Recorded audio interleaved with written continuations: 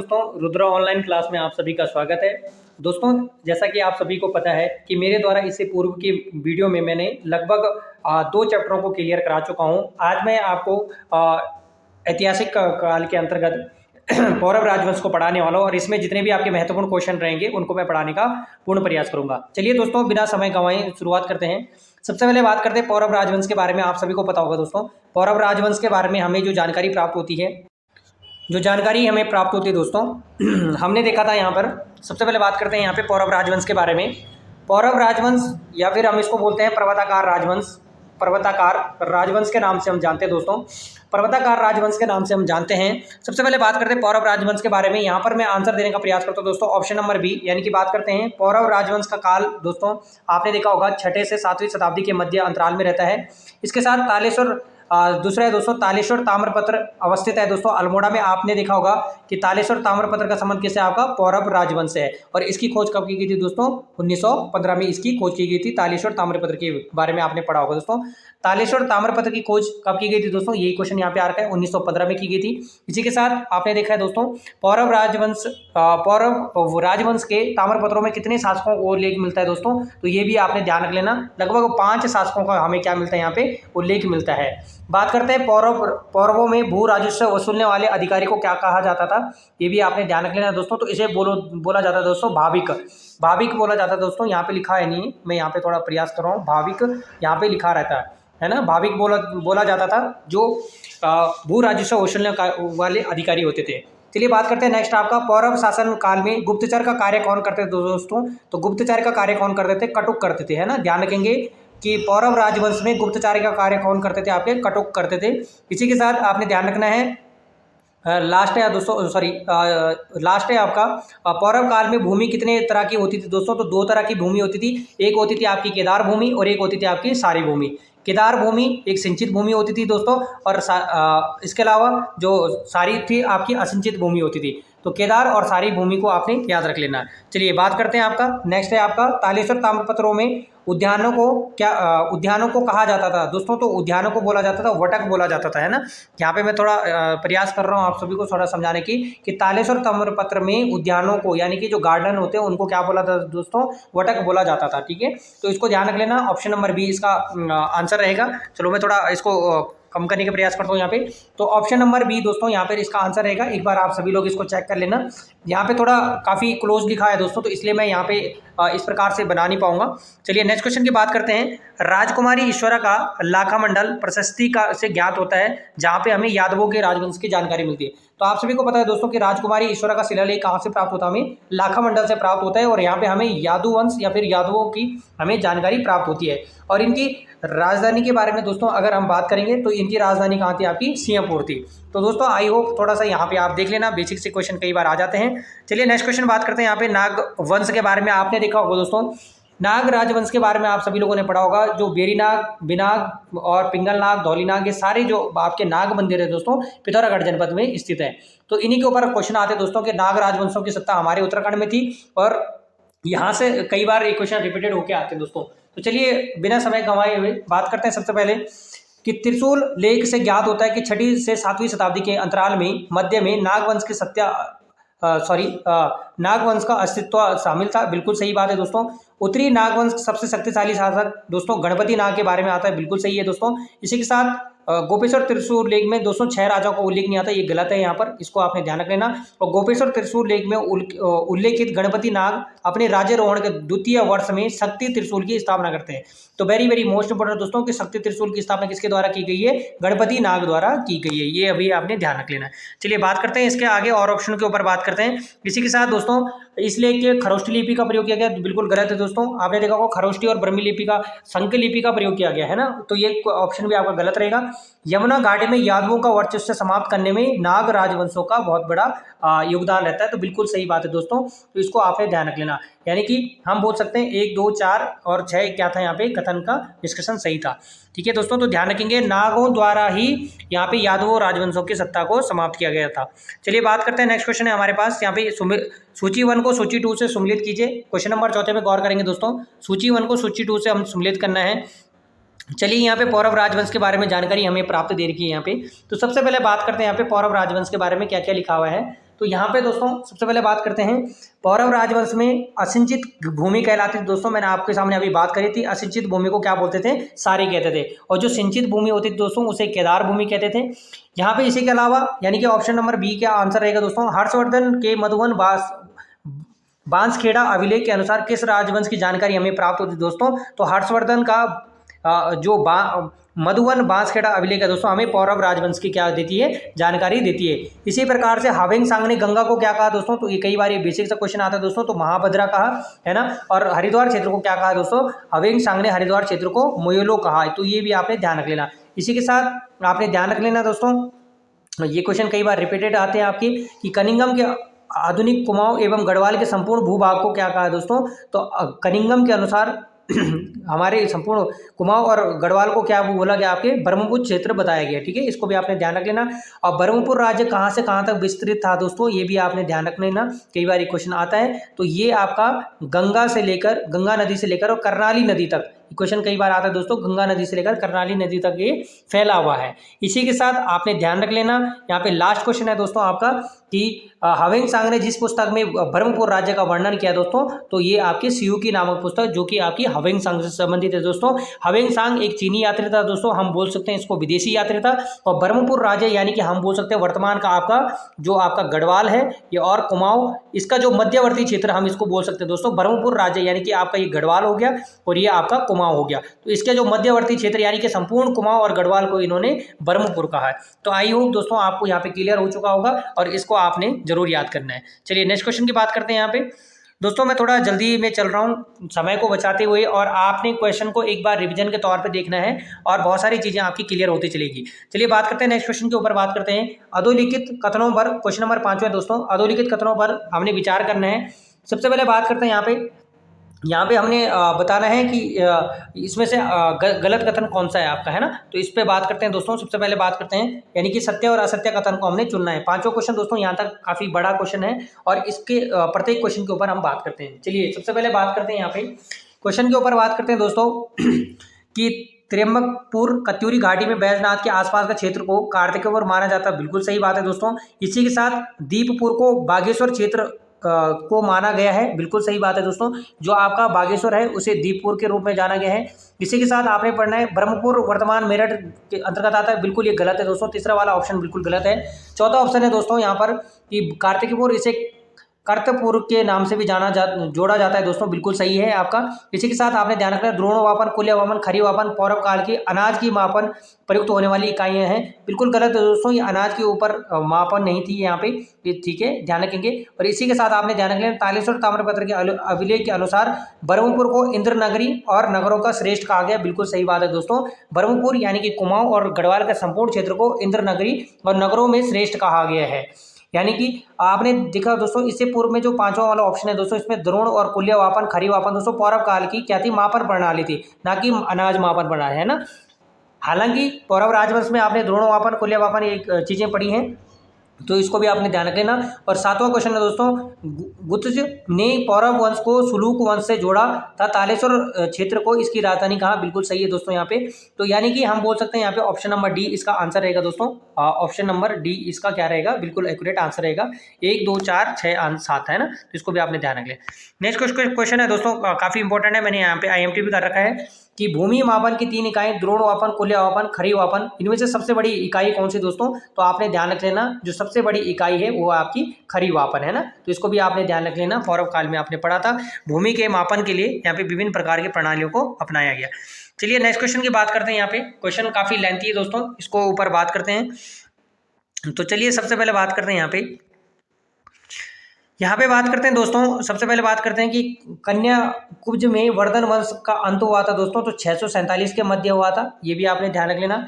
कन्या कुब्ज में राज्य के विघटन के 3 हिमालय खंडों में सबसे बड़ा राज्य कौन सा था दोस्तों, तो ये ब्रह्मपुर के बारे में आता है दोस्तों। यहाँ पर मैं थोड़ा आपको प्रयास करूँगा, इसको आप स्क्रीनशॉट के तौर पे देख लेना। मैं यहाँ पे क्योंकि ये सारा मिलान नहीं हो पाएगा और इसका मैं आंसर आपको डायरेक्टली देने का प्रयास करता हूँ। काफ़ी बड़ा क्वेश्चन है यहाँ पे, इनको आप पढ़ लेना एक बार और मैं इसका सीधा डायरेक्टली आंसर देने का प्रयास करता हूँ आपके सामने। तो यहाँ पे जो इसका आंसर रहेगा दोस्तों ये सी रहेगा, इसको आपने एक बार देख लेना नीचे से, है ना, यहाँ पे लिखा हुआ है इसी के साथ आपने ध्यान देना है। नेक्स्ट क्वेश्चन 8वां क्वेश्चन है दोस्तों कि हर्ष की मृत्यु के पश्चात उत्तराखंड में छोटे छोटे राज्य स्थापित हो गए। तो बिल्कुल सही दोस्तों, यानी कि अधोलिखित को हमने सुमेलित 1 को सुमेलित 2 से हमने सुमेलित करना है। इसी के साथ हरिद्वार के बारे में हविंग सांग लिखता है कि भागीरथी नदी के किनारे हरिद्वार नगर है जो लगभग 20 लीटर चीनी माह के अंतर्गत। बिल्कुल सही बात है दोस्तों। इसी के साथ आपने ध्यान रख लेना, यहाँ पर जो ये सारे ऑप्शन दोस्तों गलत रहेंगे। तोमरों ने पूर्वी उत्तराखंड के कुछ भागों पर कब्जा किया था, बिल्कुल ये भी सही रहेगा दोस्तों। और साथ ही यानी कि हम बोल सकते हैं ऑप्शन नंबर यहाँ पे 1, 2, 5 इनका सही रहेगा, है ना। सत्य कथन का आपने चयन करना था, तो इसको आपने ध्यान रखेंगे। और इसी के साथ ये भी ऑप्शन आपका गलत रहेगा। 850 के आसपास के मध्य कार्तिकेय राजवंश स्थापित नहीं हुआ दोस्तों। कार्तिकेय राजवंश आपके 700 ईस्वी के मध्य यहाँ पे स्थापित होता है। नेक्स्ट क्वेश्चन की बात करते हैं। यहाँ पे देवरिया के हिंडोला खाल में स्थित पलेटी शिलालेख कब का है दोस्तों। तो आपने देखा होगा दोस्तों, पलेटी का सूर्य मंदिर के बारे में कई बार क्वेश्चन आता भी है, तो ये आपने देखा भी है दोस्तों। तो आप सभी को पता होगा 7वीं से 8वीं सदी के मध्य पलेटी का सूर्य मंदिर भी आपके कहाँ पड़ता है, देवरिया के हिंडोला खाल में, है ना, यानी टिहरी क्षेत्र के अंतर्गत आता है दोस्तों, इसको भी ध्यान रखेंगे। नेक्स्ट क्वेश्चन है दोस्तों आपका, गोपेश्वर त्रिशूल लेख में कितने नाम नरेशों का उल्लेख मिलता है दोस्तों। तो गोपेश्वर त्रिशूल लेख मैंने आपको बता दिया। नाग सत्ता के बारे में दोस्तों हम सभी लोग पढ़ते हैं, तो ये क्वेश्चन रिपीटेड आते हैं दोस्तों। तो आपने देखा होगा यहाँ पे हमें 4 नाग राज्यों का हमें क्या मिलता है, उल्लेख मिलता है। चलिए बात करते हैं यहाँ पे इसी प्रकार से गोपेश्वर त्रिशूल लेख में, यहाँ पे शिलालेख में उल्लेखित नाग नरेशों का व्यवस्थित क्रम हमसे पूछा जाता है दोस्तों कई बार। तो ध्यान रखेंगे, सबसे पहले स्कंद नाग, फिर हम पढ़ेंगे विभु नाग, इसके अलावा अश्व नाग और आपका गणपति नाग। इन नाग राजवंशों के बारे में ध्यान रख लेंगे दोस्तों। ये 4 नाग राजवंश यहाँ पे बहुत ज्यादा इंपॉर्टेंट रहेंगे आपके आने वाले एग्जाम में। चलिए नेक्स्ट क्वेश्चन है दोस्तों, आज बात करते हैं कत्यूरी राजवंश। अब नेक्स्ट है हमारे पास यहाँ पे कत्यूरी राजवंश के बारे में। सूची 1 को सूची 2 से हमने सम्मिलित करना है दोस्तों। यहाँ पे काफी लेंथी क्वेश्चन रहेगा, लेकिन हम कोशिश करेंगे आपको समझाने का। तो चलिए बात करते हैं सबसे पहले कत्यूरी राजवंश के बारे में। देखिए दोस्तों, क्वेश्चन यहाँ पर लिखा है और यहाँ से प्रारंभ सूची 1 सूची 2 यहाँ से प्रारंभ हो जाएगी ये। चलिए बात करते हैं सबसे पहले कार्तिकेयपुर राजवंश के बारे में। मध्य हिमालय का प्रथम ऐतिहासिक राजवंश किसे माना जाता है दोस्तों। तो कार्तिकेयपुर राजवंश। अगर ऐतिहासिक आएगा दोस्तों तो कार्तिकेयपुर राजवंश आता है, और अगर राजनीतिक पहला राजवंश आएगा दोस्तों तो आपने ध्यान रख लेना कुड़िंद राजवंश के बारे में जानकारी हमें प्राप्त होती है। तो चलो पहले मैं कोशिश करता हूँ इसका आंसर देने की। तो ऑप्शन नंबर ए इसका आंसर रहेगा दोस्तों। बात करते हैं दूसरा, कार्तिकेयपुर राजवंश की प्रारंभिक राजधानी कहाँ थी दोस्तों। तो आप सभी को पता है दोस्तों कि जोशीमठ के कार्तिकेयपुर राजवंश में इनकी क्या थी, प्रथम राजधानी थी। द्वितीय बात करते हैं कार्तिकेयपुर की दूसरी राजधानी कहाँ थी दोस्तों। तो ये क्वेश्चन कई बार आता है, तो इसको भी आपने ध्यान रख लेना। कार्तिकेयपुर राजवंश की जो दूसरी राजधानी थी दोस्तों, अल्मोड़ा की कत्यूर घाटी यानी बैजनाथ हम बोल सकते हैं, इनकी द्वितीय राजधानी थी। तृतीय क्वेश्चन यहाँ पे दोस्तों, कत्यूरी राजवंश के अब तक कितने अभिलेख हमें प्राप्त हुए दोस्तों। तो आप सभी ने देखा होगा दोस्तों कि कत्यूरी राजवंश के हमें कितने अभिलेख प्राप्त होते हैं, हमें 9 अभिलेख हमें क्या होते हैं यहाँ से प्राप्त होते हैं, ठीक है, इसको भी आपने ध्यान रख लेना। चलिए बात करते हैं आपका नेक्स्ट है यहाँ पे कार्तिकेयपुर अभिलेखों की लिपि क्या थी दोस्तों। तो इनकी लिपि क्या थी, कुटिला लिपि थी। ये क्वेश्चन कई बार रिपीटेड आता है, इनकी लिपि के बारे में क्वेश्चन पूछा जाता है दोस्तों। और साथ ही आपने ध्यान रख लेना बागेश्वर अभी ये वाला भी बच रखा है यहाँ पे, पांडुकेश्वर ताम्रपत्र में किस शासक से संबंधित है दोस्तों। तो ये क्वेश्चन कई बार आता है दोस्तों, ललित सूर्यदेव से संबंधित है ना, आपने हिस्ट्री में पढ़ा होगा दोस्तों, तो यहाँ पे ध्यान रखेंगे। इसी के साथ आपने ध्यान रख लेना बागेश्वर अभिलेख जिस शासक से संबंधित है, यानी कि बागेश्वर अभिलेख का संबंध किस राजा से संबंधित है दोस्तों। तो ये भी ध्यान रख लेना, भूदेव से संबंधित है। इसी के साथ बालेश्वर मंदिर का शिलालेख किस शासक से संबंधित है दोस्तों। तो ये भी आपने ध्यान रख लेना, देसठ देव से संबंधित है आपका बालेश्वर मंदिर शिलालेख। तो आई होप दोस्तों आप इन सभी क्वेश्चनों को एक बार जरूर लगाइएगा और बहुत ज़्यादा इंपॉर्टेंट रहेगा आपके कार्तिकेयपुर राजवंश से। तो चलिए सबसे पहले अब बात करते हैं नेक्स्ट क्वेश्चन के ऊपर। तो नेक्स्ट क्वेश्चन को थोड़ा सा मैं समझाने का प्रयास करता हूँ दोस्तों, कई बार ये क्वेश्चन रिपीटेड होकर आता है। तो चलिए सबसे पहले बात करते हैं यहाँ पर कार्तिकेयपुर राजवंश 14 नरेशों और लगभग 300 वर्षों तक इन्होंने शासन किया, बिल्कुल सही है दोस्तों। इस वंश के अभिलेख 10 अभिलेख हमें प्राप्त होते हैं दोस्तों, ये गलत है। यहाँ पर भद्रदत्त पांडे के अनुसार कार्तिकेयपुर राजवंश की प्राचीन राजधानी कबीरपुर मानते हैं, बिल्कुल सही बात है दोस्तों। इसी के साथ आपने ध्यान रख लेना कत्यूरी राज्यों की शीतकालीन राजधानी, ये बिल्कुल गलत है दोस्तों, जोशीमठ नहीं थी। एडिकिंसन ने सर्वप्रथम कार्तिकेय राजाओं के लिए कत्यूरी शब्द का यहाँ पे क्या करा, प्रयोग किया। तो ये भी आपने ध्यान रख लेना। मैं इसका आंसर देने का प्रयास करता हूँ दोस्तों डायरेक्टली, ये आपने ध्यान देना है, ठीक है। तो कई बार ये क्वेश्चन रिपीटेड होके आते हैं। तो यहाँ पर हमारे पास इन क्वेश्चनों के बारे में कई बार रिपीटेड आते हैं दोस्तों, तो इसको भी आपने ध्यान रख लेना।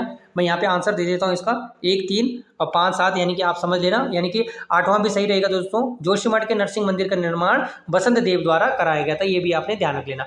नेक्स्ट क्वेश्चन है दोस्तों, उत्तराखंड में प्राचीन ऐतिहासिक स्थान जो कत्यूरी राजाओं का मुख्य स्थान रहा दोस्तों, तो ये क्वेश्चन कई बार आता है, तो कौन सा रहा आपका? बागेश्वर रहा। इसी के साथ ही निम्नलिखित में से किसने उत्तराखंड में राज नहीं किया, तो आपने ध्यान देना, कनिष्क के बारे में आपने पढ़ा होगा दोस्तों, पौरव राजवंश के बारे में।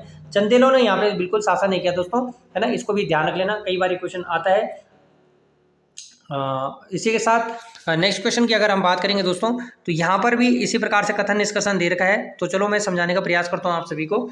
चलिए सबसे पहले बात करते हैं यहाँ पर दोस्तों आपने एक चीज़ ध्यान देना है, मैं आप सभी को देखो, आप लोगों ने यहाँ पर जागेश्वर नवदुर्गा लकिलीस और मंदिरों का निर्माण किसने कराया था, ये क्वेश्चन कई बार आता है, किसके समय पे हुआ था, ये सारे मंदिरों का निर्माण किसके समय पे हुआ होता है, ये कई बार ये रिपीटेड क्वेश्चन भी आते हैं आपके पास, है ना, तो इसको भी आपने समझना है। तो चलिए सबसे पहले बात करते हैं यहाँ पे जागेश्वर नवदुर्गा महर्षि मर्दनी लकुलिस और नटराज मंदिरों का निर्माण किसने कराया दोस्तों? इष्टगण के द्वारा कराया गया, ठीक है, तो इसको भी ध्यान रख लेना। ये क्वेश्चन कई बार रिपीटेड आते हैं दोस्तों, तो इनको भी आपने ध्यान देना है। कत्यूरी राजवंश का थोड़ा सा इतिहास आप जरूर पढ़ के जाइए, और साथ ही में दोस्तों आपने ध्यान देना है कि यहाँ पर कई बार क्वेश्चन आता है कि छगलेश प्रशस्ति का संबंध किससे आप, तो आपने देखा होगा दोस्तों, जब यादव राजवंश आपने पढ़ा होगा लाखा मंडल के बारे में, तो यहाँ से कई क्वेश्चन इनके बारे में भी आता है। चलिए नेक्स्ट क्वेश्चन की बात करते हैं दोस्तों। यहाँ पे अधोलिखित कथनों पर हमने विचार करना है दोस्तों, 6 नंबर क्वेश्चन है यहाँ पे, अधोलिखित कथनों पर हमने विचार करना है। तो चलिए सबसे पहले बात करते हैं यहाँ पे बात करते हैं बद्रीनाथ मंदिर के निर्माण के लिए कत्यूरी शासक ललित सुरदेव द्वारा भूमि दान दी गई थी, बिल्कुल सही है दोस्तों। इसी के साथ यहाँ पर क्वेश्चन आता है दोस्तों, आपने देखा है कि कत्यूरी शासक ललित सुरदेव ने राज्यरोहण के लिए 21वें-22वें वर्ष के दौरान 2 ताम्र पत्रों के अनुसार उनका राज्यरोहण 832 के पूर्व में हुआ, बिल्कुल सही है दोस्तों। इसी के साथ आपने ध्यान देना है, यहाँ पर कत्यूरों की राजधानी पांडुकेश्वर ताम्रपत्र में वर्णित कार्तिकेयपुर है, बिल्कुल सही है दोस्तों। इसी के साथ ध्यान रखेंगे कार्तिकेयपुर का अंतिम कत्यूरी राजा सुभिक्ष राजदेव था, बिल्कुल सही है बात दोस्तों। इसी के साथ आपने ध्यान रखना उत्तराखंड के शक्ति त्रिशूल 2 स्थानों संक लिपि में लिखा गया है, तो बिल्कुल ये कनिष्क साहिब में भी आ रखा है दोस्तों, इसको भी आपने ध्यान रखना है, ठीक है। बाकी ऑप्शन आपके गलत रहेंगे, और मैं यहाँ पे कोशिश करूंगा इसका आंसर देने की, कथन नंबर यानी कि ऑप्शन नंबर डी यहाँ पे आज का आंसर रहेगा। चलिए नेक्स्ट क्वेश्चन की बात करते हैं, क्वेश्चन नंबर 7वां के ऊपर बात करते हैं दोस्तों। यहाँ पे 7वां नंबर क्वेश्चन है आपका कि कत्यूरी प्रशासन में तहसील स्तर की इकाई को क्या बोला जाता है दोस्तों? तो कर्मांत बोला जाता है, कई बार आपने पढ़ा भी होगा। इसी के साथ आपने ध्यान देना है, सूची 1 को सूची 2 से आप सम्मिलित कीजिए, तो इसको भी गौर करते हैं दोस्तों। तो ये एक बार आप सभी लोग इसको स्क्रीनशॉट देख लेना दोस्तों, स्क्रीनशॉट के तौर पे आप इसको खींच लेना। उत्तराखंड में किस शासन के शासक को स्वर्णकाल युग माना जाता है दोस्तों? तो कई बार ये रिपीटेड क्वेश्चन आता है, तो हमने ध्यान रखेंगे दोस्तों किस शासक को मानते हैं हम सभी लोग? कत्यूरी राजवंश को मानते हैं ना, तो यानी कि मैं इसका यहाँ पे आंसर दे देता हूँ, आपका ऑप्शन नंबर 2 इसका आंसर रहेगा। चलिए नेक्स्ट क्वेश्चन की बात करते हैं। संसार में कितनी भी बड़ी शक्तियाँ क्यों ना हो पर जब तक न्याय और नियम से खाली हो जाती है तो अधिक दिन तक नहीं चलती। पंडित हरिकृष्ण रतोड़ी ने निम्नलिखित किस राजवंश से यह कथन कहा था दोस्तों? तो ये क्वेश्चन कई बार रिपीटेड भी आता है, तो आप सभी को पता होगा दोस्तों, कत्यूरी राजवंश का लास्ट में क्या हो गया था? पतन हो गया था। आपने देखा होगा कत्यूरी राजवंश का अंतिम शासक ब्रह्मदेव था, बहुत ही ज्यादा अत्याचार यानी कि वीर गाथाओं में से वीरम देव के नाम से हम क्या करते हैं, जानते हैं। चलिए नेक्स्ट क्वेश्चन की बात करते हैं यहाँ पे दोस्तों, क्वेश्चन नंबर 10 है यहाँ पे, इसके ऊपर बात करते हैं। सबसे पहले यहाँ पर लिखा है अधोलिखित सुमिलित को सूची को 2 से मिलाइए। यहाँ पे बात करते हैं सबसे पहले कि कार्तिकेयपुर राजवंश अब तक कुल 9 अभिलेख हमें प्राप्त होते हैं, बिल्कुल सही बात है दोस्तों। इसी के साथ ये क्वेश्चन भी आता है आपके पास कि इन अभिलेखों की लिपि कुटिला थी, बिल्कुल सही बात है दोस्तों। इसी के साथ आपने ध्यान रख लेना कि आदिगुरु शंकराचार्य ने केदारनाथ में अपना शरीर त्यागा था, बिल्कुल सही बात है दोस्तों। इसी के साथ आपने ध्यान रख लेना बसंत देव ने जोशीमठ में नरसिंह मंदिर का क्या कराया था, निर्माण कराया था, तो ये आपने ध्यान रख लेना, यानी कि ऑप्शन नंबर सी इसका बिल्कुल सही आंसर रहेगा, है ना, इसको आपने ध्यान रख लेना। चलिए नेक्स्ट क्वेश्चन की बात करते हैं दोस्तों। यहाँ पे सूची 1 को सूची 2 से मिलाना है हम लोगों ने। बात करते हैं यहाँ पे सबसे पहले बेसिक से क्वेश्चन आता है दोस्तों। बात करते हैं सबसे पहले, चलिए छत्र युक्त मंदिर जिस वंश से संबंधित है दोस्तों? तो आप सभी को पता हो दोस्तों, छत्र युक्त जो मंदिर है आपके कत्यूरी राजवंश से। चंद्रवंश की स्थापना के पूर्व कुमाऊं में शासन था, कार्तिकेय राजवंश का, बिल्कुल सही बात है दोस्तों। राजकुमारी ईश्वरा का शिलालेख के अनुसार यमुना उत्पत्ति क्षेत्र में किसका शासन था? यादवों का शासन था, बिल्कुल सही बात है दोस्तों। ईंटों पर उत्कीर्ण अभिलेख कहाँ से प्राप्त हुए दोस्तों? आपके नैनीताल और बड़वाला से हमें, बड़वाला कहाँ पड़ता है आपके? देहरादून से हमें प्राप्त होते हैं। मूर्ति पिटिका लेख दोस्तों आपके देवलगढ़, चमोली और कोलसारी, सॉरी देवलगढ़ आपके पौड़ी में और कोलसारी आपके चमोली में हमें प्राप्त होते हैं दोस्तों। त्रिशूल लेख दोस्तों हमें गोपेश्वर बाड़ाहाट से प्राप्त होते हैं। और गोपेश्वर त्रिशूल लेख में जिस नेपाली राजा का वर्णन मिलता है दोस्तों, तो अशोक चल का हमें क्या मिलता है? वर्णन मिलता है। यानी कि ऑप्शन नंबर 1, 2, 3, 4, 5, 7 आपका क्या रहेगा? बिल्कुल सही रहता है रहेगा। ठीक है, तो इसको भी आपने ध्यान रख लेना। इसका आंसर दोस्तों सभी, यानी कि सभी कथन यहाँ पे सही रहेंगे, तो इसको भी आपने ध्यान रख लेना। चलिए नेक्स्ट क्वेश्चन की बात करते हैं दोस्तों यहाँ पे। तो यहाँ पे बात करते हैं लास्ट क्वेश्चन है दोस्तों यहाँ पर। चलिए यहीं तक क्वेश्चन कोशिश करते हैं दोस्तों, यहाँ तक हम रखते हैं, बाकी आपको नेक्स्ट वीडियो में देखने को मिलेगा। यहाँ से हम क्वेश्चन को छोड़ रहे हैं दोस्तों, आगे आने वाली वीडियो में हम इसको पूर्ण कराएंगे। तो दोस्तों यहाँ तक लगभग मैंने कत्यूरी राजवंश के कुछ महत्वपूर्ण क्वेश्चनों के ऊपर बात करी। इनको भी आपने बार बार रिवीजन करते रहना है। और बाकी दोस्तों वीडियो को लाइक, शेयर और कमेंट जरूर कीजिए। और मैं कोशिश करूँगा दोस्तों जल्दी से जल्दी आप लोगों को जितने भी आपकी धीरे धीरे एग्जाम होने वाले हैं उन सभी के लिए आई होप आप सभी के लिए हेल्पफुल रहेंगे। तो कोशिश करूँगा दोस्तों अब मैं आप सभी को लाइव पढ़ाने का प्रयास करूँगा, ताकि आप सभी लोगों के लिए कुछ अच्छे से जो आपके पास एग्जाम में आने वाले क्वेश्चन हो वो आपकी हेल्प करेंगे। और दोस्तों आप लोग जरूर कमेंट कीजिए आप लोगों को किस प्रकार की वीडियो चाहिए होती है, किस प्रकार से आपको सिलेबस के अकॉर्डिंग, तो बहुत बड़ा सिलेबस है दोस्तों, उसको हम कवर कराने का प्रयास करूँगा। और इस एमसीक्यू को आप किस तरीके से आगे अपना चाहते हैं तो आप लोग जरूर कमेंट कीजिएगा। और इसी प्रकार से लगभग मैं 20 और 22 वीडियो को कंप्लीट कराने का प्रयास करूँगा। Thank you so much.